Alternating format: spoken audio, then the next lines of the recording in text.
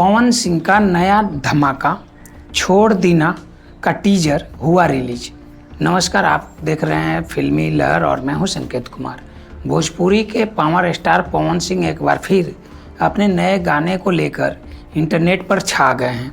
उनके अपकमिंग गाने छोड़ दीना का टीजर रिलीज किया जा चुका है और रिलीज होते ही फैंस के बीच ज़बरदस्त चर्चा शुरू हो गई है।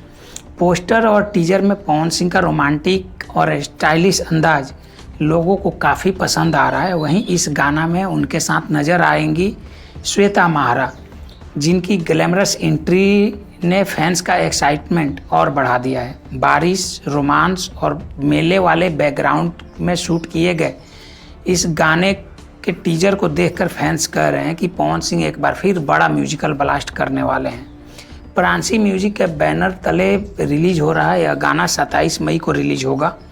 टीजर में सिर्फ कुछ सेकंड की झलक दिखाई गई है, लेकिन सोशल मीडिया पर अभी से इसे सुपरहिट बताया जा रहा है। अब देखना दिलचस्प होगा कि रिलीज के बाद छोड़ दीना यूट्यूब पर कितने रिकॉर्ड तोड़ता है।